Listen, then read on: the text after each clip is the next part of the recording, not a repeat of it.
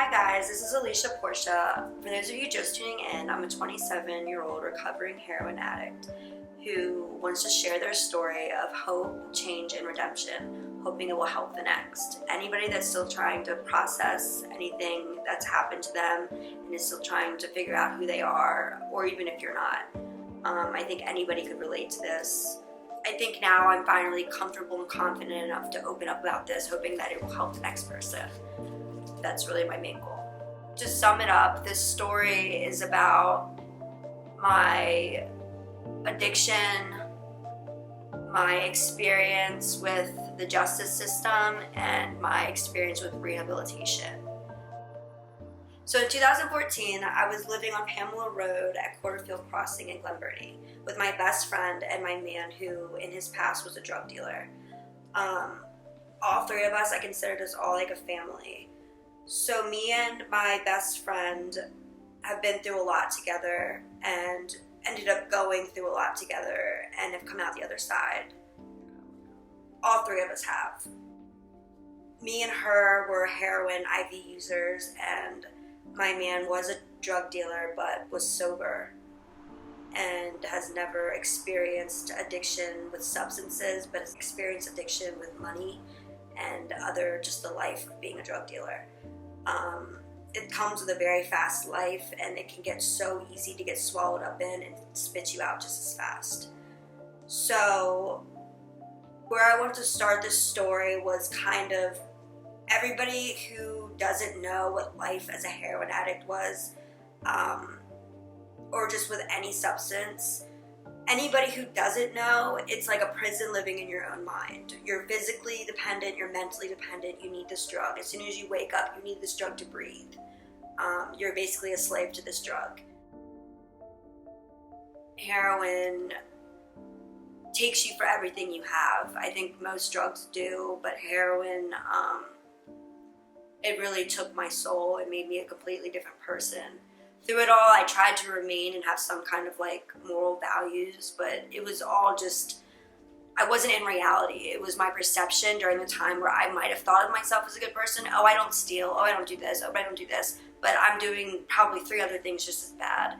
So it's all just a distorted reality that I was in for so long that now coming out the other side, looking back, I can see like things just got so ugly so fast.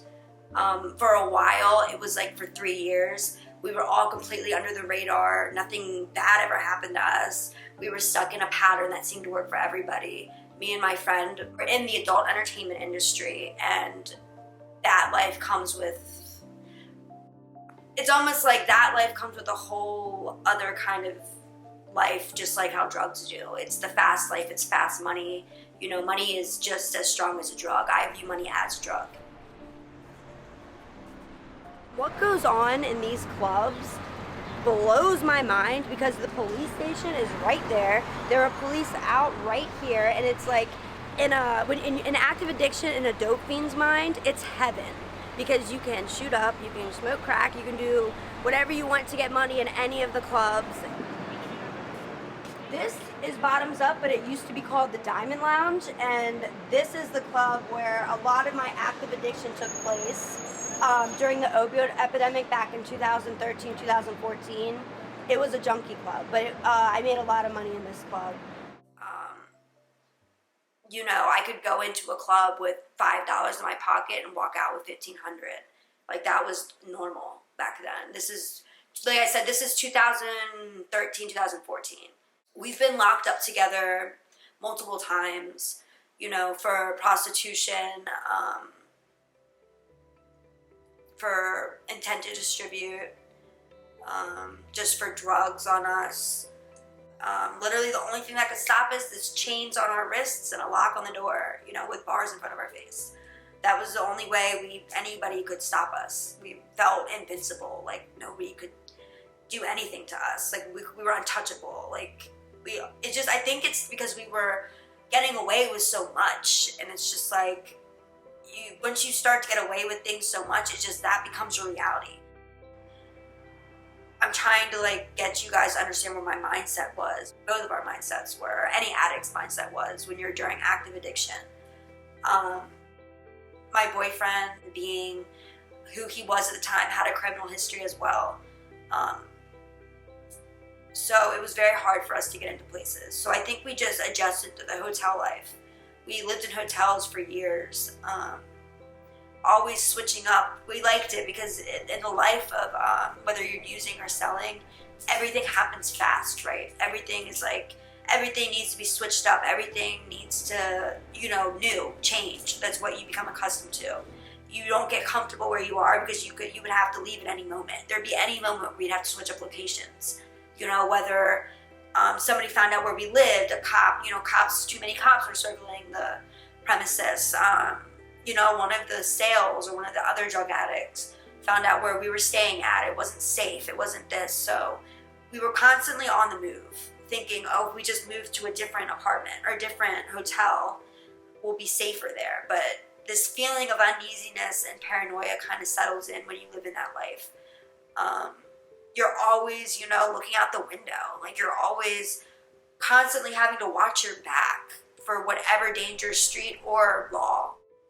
It's like you're living, you gotta escape the police and you gotta escape the streets. You gotta, have 4 eyes on you at all times, watching for everything that could be a potential threat to, anything that threatened my drug addiction was out the window, and anything that threatened his operation was out the window. So, that's pretty much the life I lived for 3 years. One night I was in the adult entertainment industry and waiting for my man to pick me up from work, and he never came. It was like 4 o'clock by that time. That night, I just remember feelings of, where's my man? What's going on? Something's not right. I had sales hitting me up left and right. What's going on? Something's going on. Just this uneasy feeling in me, which I, of course, don't want to feel all that, so I get even higher and I get even drunker. We had this relationship that was not like a regular relationship. It was toxic, even though he wasn't using. He was my dealer for a long time. He himself would put me in treatments, cut me off, do all these things to try to help me, and you can't help somebody who doesn't want to help themselves. So it's almost to a point where it's like you just kind of give up and just stop, and you just keep living life almost like he had to create an alternate reality for himself because he didn't want to accept the truth. And I know that's how I felt. Like, you didn't want to accept the truth of what's really going on.